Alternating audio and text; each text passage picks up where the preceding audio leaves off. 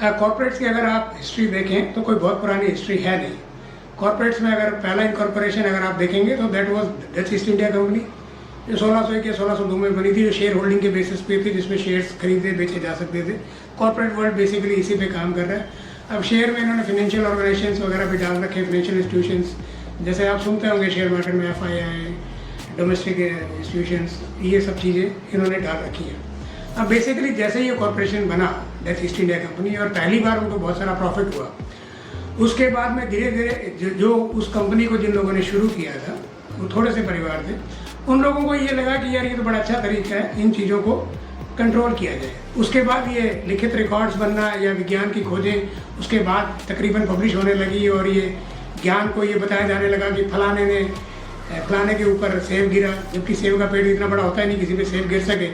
ठीक है, तो ये कहानियाँ चलाई गई सो दैट कि किसी एक आदमी को ज्ञानी बना पता घोषित किया जा सके, फिर ये बोला जा सके कि भाई इसने ये ज्ञान प्राप्त किया है तो इसका इस ज्ञान पे हक होना चाहिए, हुकूक होना चाहिए, और इसको उसका पैसा मिलना चाहिए।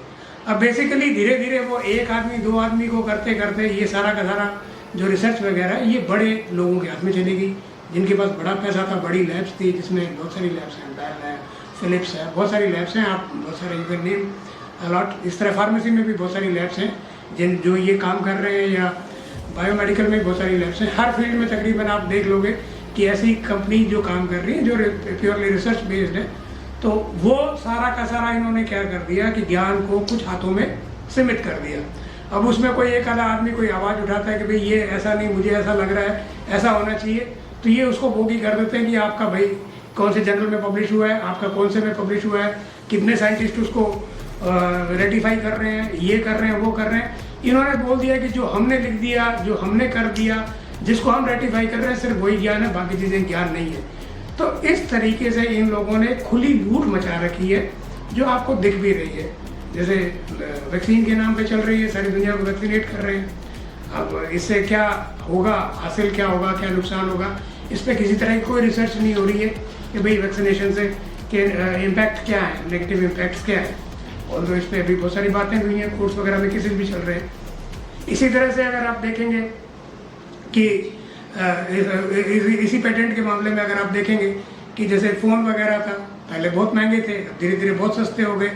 और जैसे कोई भी ज्ञान है, अब देखिए फ़ोन बना है, अब फ़ोन कोई एक दिन में तो बन नहीं गया। आपको बोलते हैं कि टीवी जेल बेयर्ड ने बनाया, अब वो एक दिन में टीवी तो बन ही नहीं गया।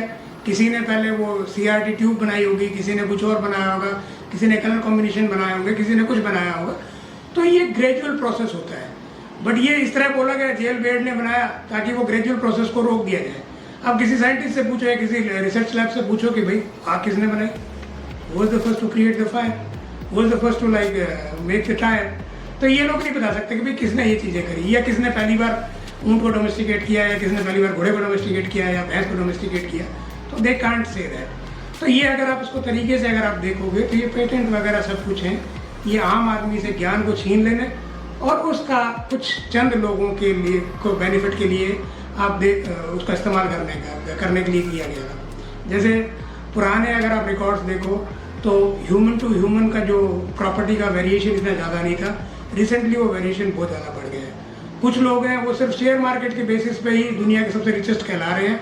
वो बिना पैसा कमाए, बिना तनख्वाह लिए वो इतनी ज़्यादा ऐश एंजॉय कर रहे हैं जिसका कोई लिमिट नहीं है।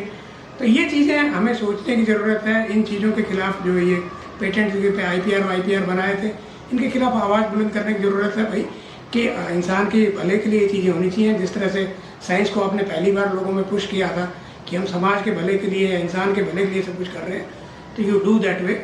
आपने भले का कहते कहते आपने एक जगह पे संपदाएं सारी इकट्ठी कर दी हैं, तो वो बहुत ही गलत है। तो इसमें रोकने की, इस पर एक बार फिर से बात करने की ज़रूरत है। इसी तरह आपने कॉर्पोरेट्स में ये जो बीज हैं, बीजों पे आपने कंट्रोल बना लिया। इंडिया में हरित क्रांति आई, हरित क्रांति के नाम पे इन्होंने फिर ये यूनिवर्सिटीज से बने हुए बीज पहली बार सप्लाई किए कि भाई इससे ज़्यादा फसल होगी।